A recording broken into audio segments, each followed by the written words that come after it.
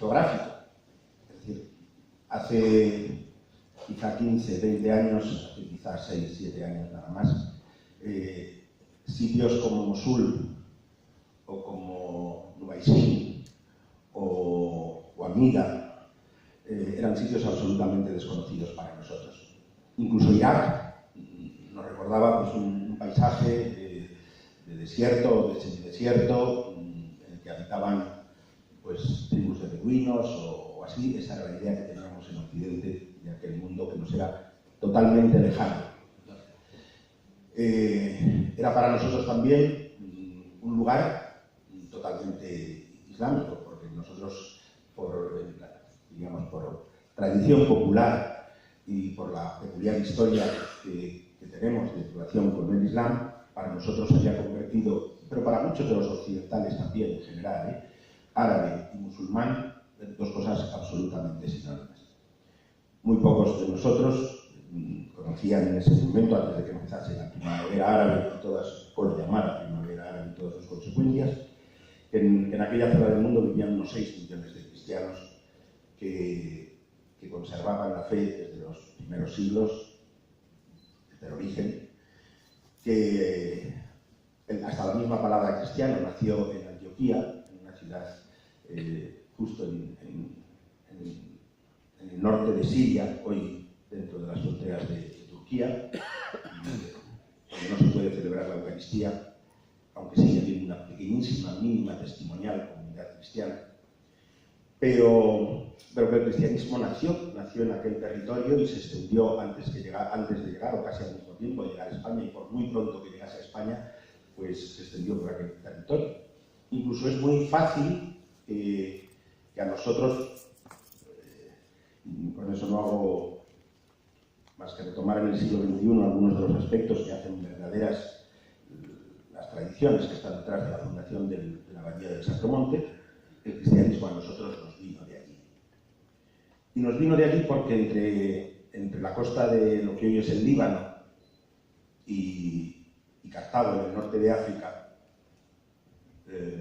había una relación directa, constante. Eran poblaciones que hablaban la misma lengua. En Cartago se hablaba un dialecto, en el norte de África, y muy cerquita, de lo que hoy es Túnez. Se hablaba un dialecto del arameo y dialecto del fenicio, si queréis, y una lengua semítica, y fueron los cartagineses, sin casi ninguna duda, quienes, no voy a discutir, quienes vinieron por primera vez, pero quienes difundieron el cristianismo a través de Cartago Nova, es decir, la actual Cartagena, y a través de Granada, donde se celebra el primer concilio del que se nos conservan las actas, antes incluso de que se firmase la paz de Constantino, y por tanto de que la Iglesia dejase de estar perseguida. En los primeros años del siglo IV hubo un concilio de Elvira, que es el primer concilio, no el primer concilio de la Iglesia, pero sí el primero, en el que se nos conservan las actas y los 80 obispos que firmaron en aquel concilio, sobre todo sobre aspectos disciplinares de la vida de la Iglesia. Elvira se sitúe donde se sitúe, y los historiadores todavía discuten, porque aquí había muchos asentamientos romanos en las raíces de nuestra ciudad, que es la actual Granada. Por lo tanto, eso testigua de una presencia muy, muy temprana del cristianismo, pero es un cristianismo hispano, especialmente el cristianismo de la Bética, que tiene conexiones desde el primer momento con el mundo de lengua siríaca, el mundo de lo que hoy es el Líbano y Siria. Y eso se puede probar de muchas maneras, pero digo una muy sencilla que me lleva muy poco tiempo el probarla, y es que las versiones latinas de la Biblia que se usaban en España, que se nos han conservado fragmentos o citas en los escritores de lengua latina de los primeros siglos cristianos en la Bética, citan una versión de la Biblia que es exactamente igual a la que se usaba en Cartago y que coincide, generalmente suelen coincidir las variantes que hay en los manuscritos. Veréis, pongo un ejemplo muy sencillo. Hay una frase de Jesús en los Evangelios que dice: estos demonios solo se echan, hay algunos demonios que solo se echan mediante la oración y el ayuno, Bueno, pues solo las versiones siríacas, solo las versiones del norte de África y solo las versiones de la Vetus hispana, que se llama, de la antigua versión del Nuevo Testamento hispana, contienen la variante del ayuno. En todas las demás versiones, bizantinas, etcétera, etcétera, siempre hay demonios que solo se echan mediante la oración. El añadido del ayuno se hizo en el siglo II en Siria, sabemos incluso quién y qué corriente de pensamiento estaba la que puso el ayuno en aquella frase de Jesús, y nosotros la hemos recibido. ¿De dónde la hemos recibido? Pues a través de esa línea. Para eso os hablaba de un viaje a la antigüedad. En los primeros siglos del cristianismo, el Mediterráneo era la autopista number one. Los mártires de Lyon eran todos familias de comerciantes de la provincia romana de Asia, es decir, de la costa sur de Turquía, y vivían en Lyon, pero todos los nombres son asiáticos. Y cuando sucede el martirio, uno de los miembros de esa comunidad, probablemente San Ireneo, escribe una carta a sus hermanos de Asia y de Frigia, para que se enteren de lo que ha pasado en Lyon. ¿Por qué? Pues porque era una comunidad que tenía lazos familiares. Aquella comunidad de comerciantes de Lyon vendía en el sur de la Galia y transportaba la buena noticia del acontecimiento de Cristo en los comienzos, la primera mitad del siglo II. Las obras de San Ireneo de Lyon, que se han perdido en su lenguaje original, en griego, y en parte también algunas en latín, se conservan en armenio. Había una conexión estrechísima entre el mundo del Medio Oriente, que no era en aquel momento un mundo de beduinos, que vais a poder verlo enseguida a la hora de las reflexiones de este santo doctor. No era en aquel momento para nada un mundo de beduinos o de digamos, de semibárbaros, o sea, de personas sin civilizar, para nada. La ciudad en la que Efrén vivió más tiempo, Edesa, una ciudad situada en Turquía, pero hoy tiene el nombre de Urfa, en el tiempo de San Efrén se llamaba Orhai, y aquella ciudad es llamada la Atenas de Oriente. El nivel cultural de la gente de Siria y de Mesopotamia en los primeros 6 siglos, o si queréis, en los primeros 10 siglos de nuestra época, era altísimo. Incluso hasta el siglo XIII, es decir, hasta que llegan al oriente las invasiones de los turcos y de los mongoles y arrasan la cristiandad de lengua árabe y arrasan, diríamos, casi todo lo que se encuentra a su paso. Aquello había sido un centro de cultura. Cuando Constantino traslada su sede de Roma a Constantinopla, no lo hace simplemente por un motivo, digamos, qué sé yo, piadoso, para dejarle Roma al Papa o cosas así. Lo hace porque el centro de gravedad del mundo mediterráneo está en el Oriente. Y Siria era probablemente el centro cultural más importante que había en todo el mundo mediterráneo en aquel momento, mientras que Roma había iniciado ya desde finales del siglo II su decadencia.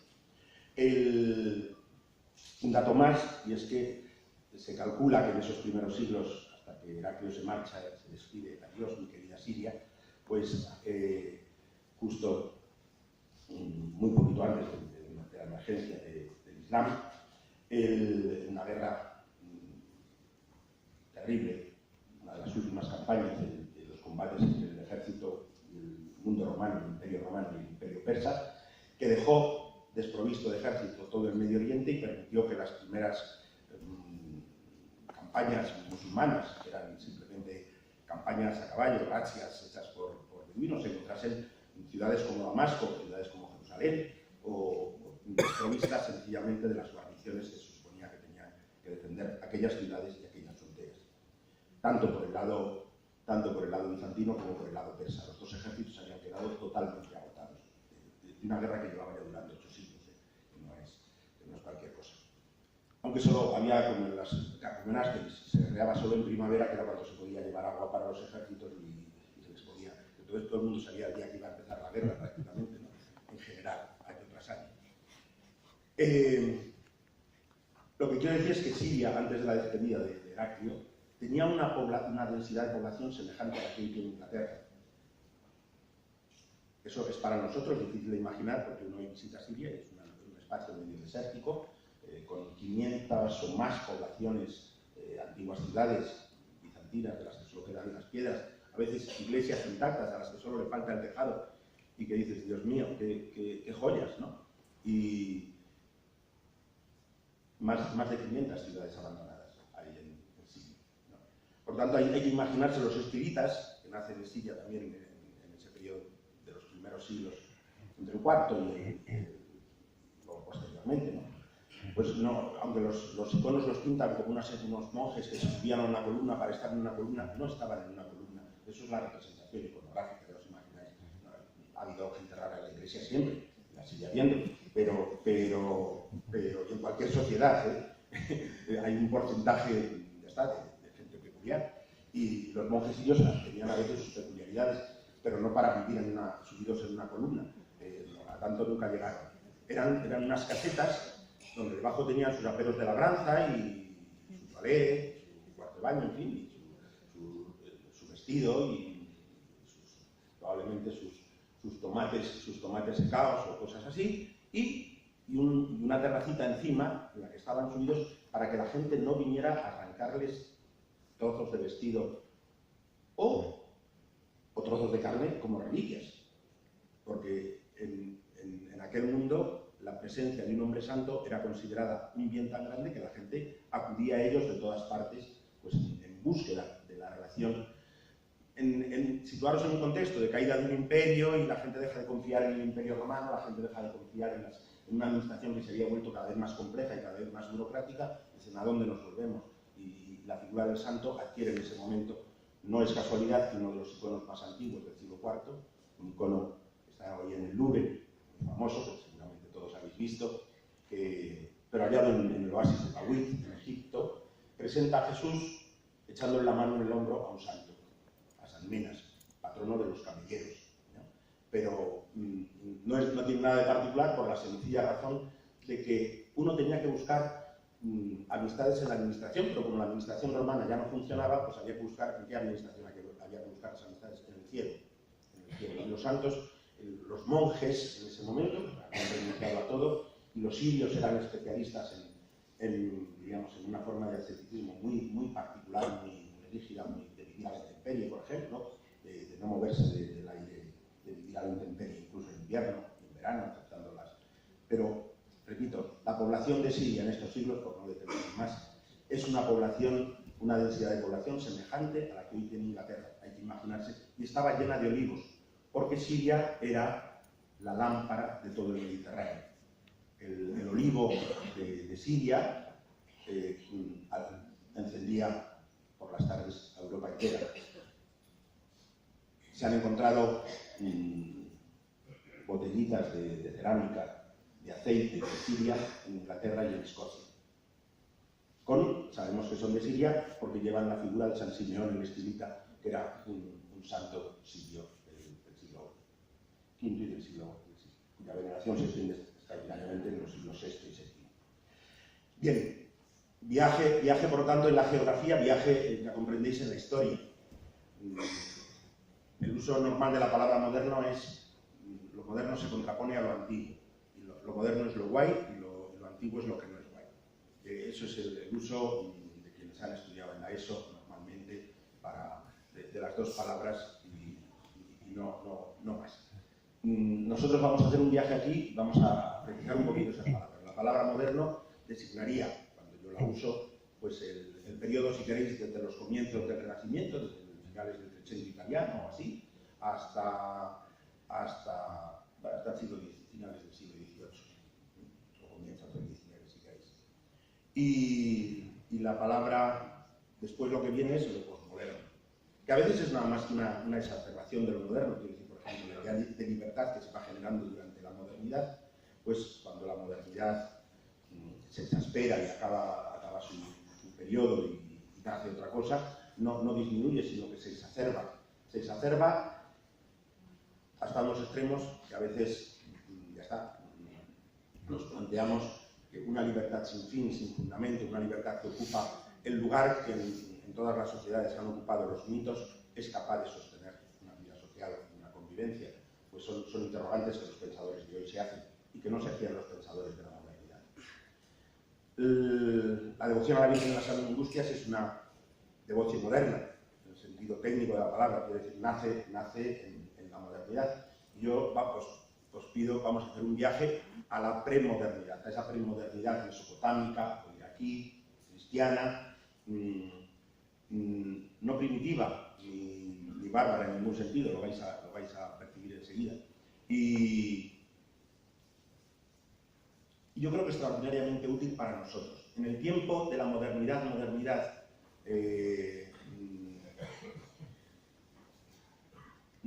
no era posible quizá mirar hacia el mundo antiguo, hacia el mundo premoderno, hacia lo que se sigue llamando la Edad Media de manera equivocada, o al mundo cristiano de los primeros siglos, de una manera provechosa. Aunque se intentó, al mismo tiempo, casi, bueno, que nace la Virgen de las Angustias, nace la Abadía del Sacromonte, y fue un intento de recordar que el cristianismo no es, aunque Granada sea una ciudad moderna, el cristianismo no nace con la modernidad, sino que nace con los primeros siglos cristianos. En el Renacimiento quedó olvidada la figura de Santiago, y una decadencia del mundo de Santiago. Sin embargo, en el barroco, de nuevo, y aquí tuvo un papel Granada, probablemente la Virgen de las Angustias también, casi sin duda, porque en Granada todo tenía que ver con la Virgen de las Angustias, pero nace de nuevo la conciencia de que si tiene que haber una reforma de la Iglesia, tiene que ser una reforma que vuelve a los orígenes. Pero hoy nos es más fácil mirar al mundo premoderno, mirando al mundo, sobre todo al mundo de los padres de la Iglesia.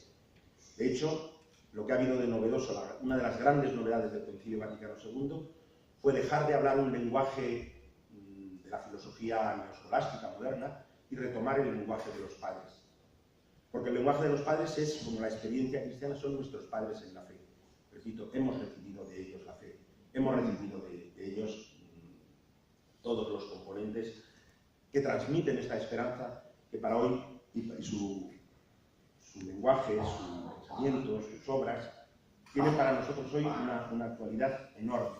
Y una actualidad, yo diría, citando a un teólogo de los más importantes, de los que hicieron el Concilio Vaticano II, una actualidad de fecundación. Es decir, en los padres de la Iglesia, cualquiera de ellos, sean los latinos o los griegos, sean estos que están más al oriente de los griegos, o sean del siglo III o del siglo V. No vamos a encontrar respuestas a los problemas complejos de la manipulación de embriones, o problemas complejos de los problemas éticos de la tecnología digital. Evidentemente que no. Sin embargo, no podemos prescindir de ellos. Decía Derivac, tienen para la Iglesia de nuestros siglos una actualidad de fecundación. Viendo cómo ellos vivían y afrontaban los problemas de la cultura de su tiempo, primero nos dan la alegría de la fe que nos permite afrontar los problemas de nuestro tiempo con una actitud semejante, con una sencillez y una verdad semejante, no dejando que cosas secundarias o cosas, digamos, advenedizas o cosas de carácter realmente decorativo o así, ocupen el lugar que solo le corresponde a la fe. Con eso presento brevísimamente, telegráficamente, la figura de San Efrén. San Efrén fue nombrado doctor de la Iglesia Universal por el Papa Benedicto XV en 1920. Una fecha muy reciente para nombrar a alguien doctor de la Iglesia, pero fue uno de los gestos importantes en el camino ecuménico que la Iglesia estaba ya haciendo en ese momento, en el camino de acercarse a las iglesias orientales, porque San Efrén es el padre indiscutible de todas las iglesias orientales. Yo os dijera que en griego, después de una obra que hay en varios volúmenes que lista simplemente la primera frase de todas las obras escritas en griego en los 7 primeros siglos de la Iglesia, las obras de San Efrén ocupan el segundo lugar después de las obras de San Juan Crisóstomo. Quiere decir que la Iglesia bizantina venera a San Efrén extraordinariamente. Que en paleoeslavo, las obras de San Efrén, publicadas hace pocos años, atribuidas a San Efrén, ocupan 12 volúmenes, que en su lengua original, las obras de San Efrén, que solo se han publicado en una edición crítica desde los años 60 para acá, por obra de un benedictino alemán, y esa obra no está terminada, un benedictino alemán ya murió en los años 80, ocupan 20 y tantos volúmenes en su lengua original aramea. Evidentemente no todas esas obras son auténticas de San Efrén, y ha habido que hacer un trabajo crítico, pero que ha sido uno de los padres más venerados de la Iglesia oriental, y que el gesto de Benedicto XV es un gesto, digamos, de misticismo de primera magnitud. Pero lo importante es que la bula que declara la doctora Sanefren recoge la denominación que tienen las iglesias de Oriente, la cítara del Espíritu Santo, es decir, el instrumento de música que hace cantar al Espíritu Santo. Dice, nunca dio sonidos más bellos que cuando cantaba a la Santa Virgen María, por su virginidad íntegra, por su divina maternidad, por su patrocinio lleno de misericordia para con los hombres. Sanefren es, ante todo, el cantor de la Virgen. Y por lo tanto, quienes tenemos una vocación de la Virgen nuestra, pues sin duda nos enriqueceremos de su meditación sobre el misterio de la Virgen. Para él la Virgen es sobre todo el reflejo, la imagen de la Iglesia, la representación viva de la Iglesia. ¿Por qué? Porque es aquella mujer en la que se unen la divinidad y la carne. Sencillamente, la encarnación del Verbo tiene lugar en el seno de esa mujer. Y para un hombre del mundo del helenismo, del mundo de aquella cultura que estaba siempre preocupado, vamos, su preocupación religiosa era ¿y de dónde nace este mundo? ¿De dónde nace el que todos los veranos haya cosechas? ¿De dónde nace que uno plante un grano y salgan espigas? ¿Cuál es el origen de esto? ¿Qué es lo divino? Y llevaban muchos siglos. La filosofía griega había elaborado teorías muy complejas sobre lo divino, pero en todo caso, esas teorías elevaban mucho a Dios y al final el mundo creado, la materia, quedaban siempre por los suelos.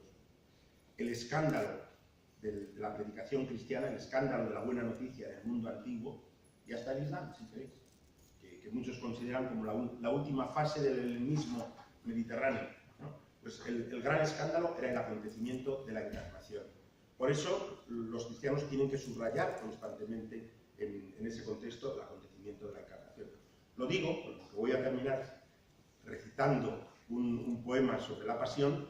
El pensamiento de Sanefren está saturado de reflexiones sobre el misterio, el asombro que puede producir el hecho de la encarnación en aquel mundo helenista. Yo decía antes que los padres son fecundos para nuestro tiempo. Bueno, pues ese mismo asombro en el mundo postmoderno, nuestras preocupaciones, nuestra cultura es muy diferente. Pero una escritora norteamericana, de las mejores escritoras del siglo XX en Estados Unidos, Flannery O'Connor, quienes les guste la literatura sabrán que, aunque murió con 40 años, es una de las escritoras más valoradas, junto a Hemingway, del siglo XX norteamericano, pues profundamente cristiana. Ella dice, ¿qué es la esencia del cristianismo? Decía en una carta, en una ocasión. Bueno, estaba hablando de las novelas. Dice, ¿qué es lo que hay que ver en una novela? Vida real. Dice, ¿qué es lo que un cristiano considera vida real? Pues el asombro ante el hecho de que a pesar de todas las miserias de este mundo nuestro, Dios no se haya avergonzado de abrazarse a nuestra humanidad. Eso sigue siendo, en este momento, de una manera muy diferente. No nos preocupa que la materia de las espigas, cómo puede relacionarse con el mundo de lo divino, pero sí que este ser humano, a veces tan mezquino, a veces tan miserable, a veces con una vida tan herida, tan dramática, tan querida, ¿no? Pueda ser objeto del amor infinito de Dios, sigue siendo un anuncio asombroso. No es que los padres de la Iglesia no miren a la pasión, sino que ven siempre en la pasión como el culmen del abrazo que Dios hace a la humanidad en la encarnación del Verbo. Por lo tanto, no separan nunca la pasión de la perspectiva de la encarnación, del abrazo del Verbo. Pero yo había pensado comenzar esta carta diciendo que no iba a ser una ponencia, sino una aula poética, porque iba a leer unos cuantos versos de Sanefren, por supuesto en forma traducida y por lo tanto en forma deteriorada. Este pastor vuestro ha dedicado los veranos de 35-36 años a traducir a Sanefren y la semana de Pascua casi todos esos 32 años también. Y entonces la dificultad está en cuáles son los trozos a escoger para leeros. Pero espero que a pesar de mi pobre palabra pueda llegaros algo de la belleza. San Jerónimo decía que los himnos de Sanefren que se cantaban en griego en Palestina no perdían nada de su belleza traducidos al griego. Pierden mucha traducidos al español, pero ya está. Pero yo espero que a pesar de todo podáis gozar algo de él. Los dos primeros que voy a mencionar subrayan precisamente esa paradoja tremenda de lo divino en la carne, de lo divino hecho humano, del asombro que genera el hecho de la encarnación. Repito, no olvidéis, la pasión es el momento cumbre de ese abrazo de Dios a nuestra humanidad, que tiene lugar en la encarnación del Verbo. Es un himno, los himnos de San Efrén son a veces muy largos, a veces muy cortos. Cuando son cortos uno sospecha que es que los han recortado después, porque ya habían cambiado las preocupaciones de la gente y como se usaban en la liturgia, pues este es un himno largo que tiene 200 y pico estrofas. No temáis, os voy a dar 6 o 7. Es un himno de la Natividad, y comienzo mi lectura en la estrofa 143. Gloria a esa voz que se ha hecho cuerpo, a la palabra del Altísimo que se ha hecho carne. Los oídos la han escuchado y los ojos la han visto. Le han tocado las manos y la boca le ha comido. Miembros del cuerpo y sentidos, dad gracias al que ha venido a dar la vida al cuerpo entero. María llevaba en su seno un niño silencioso, pero en él estaban ocultas todas las lenguas.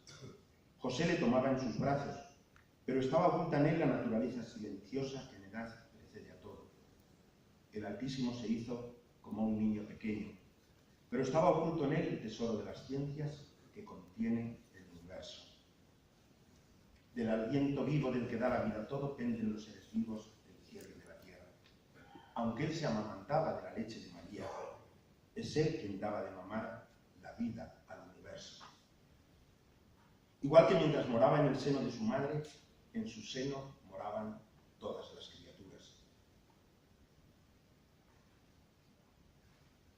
Estaba en silencio como un niño en el seno, pero era él quien daba todas sus órdenes a las criaturas todas.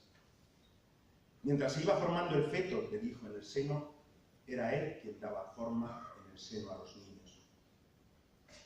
Aunque su cuerpo estaba inactivo en el seno, no por eso permanecía inactivo en el seno su poder. Igual que aunque era débil su cuerpo en la cruz, no por eso estaba débil en la cruz su poder. Estando él sobre la cruz, dio vida a los muertos. Así también, aunque todo él se albergaba en el seno, su voluntad oculta seguía cuidando de todo. Sigue así durante un montón de estrofas, haciendo el contraste entre la pequeñez de la que dice el Verbo se ha revestido, es una imagen que él usa para la encarnación constantemente, se ha revestido de un vestido pequeño, el vestido de nuestra humanidad, se ha revestido de nuestros pálidos colores, los pálidos colores de la creación, él, que es el infinito. Mientras él va creciendo entre los pobres, del silo de su abundancia daba a todos provisiones. Por el poder que él tenía, pudo el seno de María llevar dentro de sí al que lleva el universo. Siempre una paradoja. De ese tesoro grande del que todas las criaturas sacan sus riquezas, le daba a María todo lo que le daba. Ella le daba leche a la que él había dado el ser. Le daba un alimento que él había creado. Él daba la leche a María como Dios, pero a la vez se amamantaba de ella como hombre. Las manos de María podían levantarle porque él aligeró su peso y pudo abrazarle su regazo porque él se había hecho pequeño.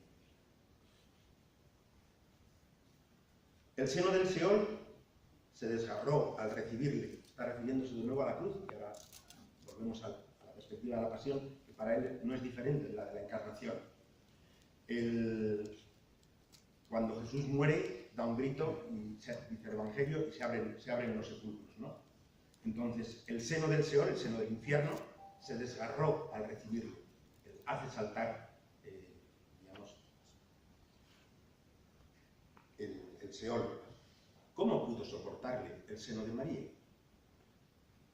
seno del infierno está en los bajos de la tierra y lo protegen piedras y rocas. ¿No? Con su sola voz rompió las piedras de los sepulcros. ¿Cómo pudo soportarle el regazo de María? Tú has venido a la bajeza para dar la vida a todos. A ti la gloria te todos los que han vivido contigo.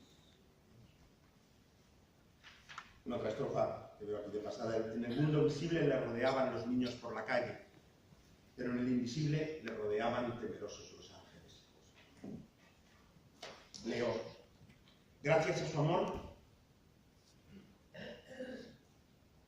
se hizo grande el anciano Simeón, pues un mortal pudo ofrecer a Dios al que da la vida a todos.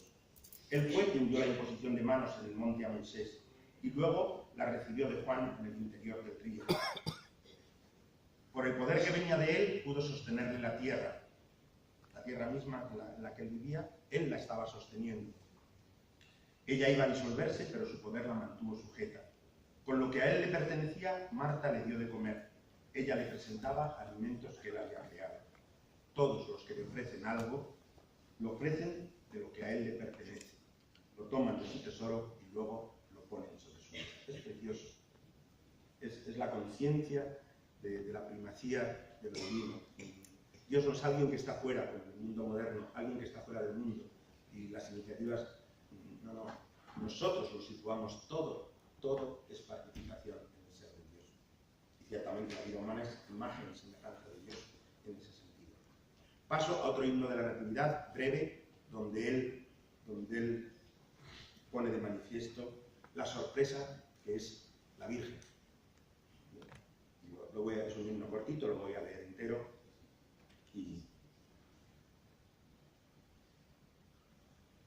Efrén tiene unos 500 himnos. Quiero decir que su obra no es pequeña. Unos 500 himnos que se consideran auténticos.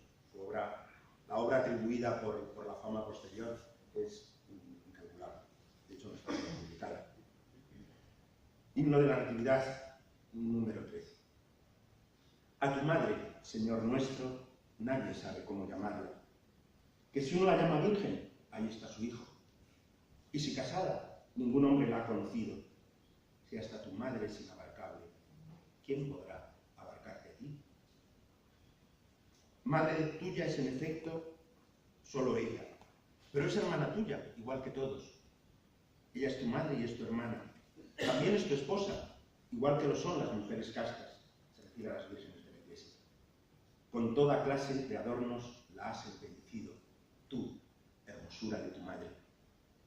Ella estaba desposada, en efecto, según la naturaleza, antes de que vinieses, y quedó encinta al margen de la naturaleza cuando viniste, oh santo, y era virgen cuando te daba santamente a luz.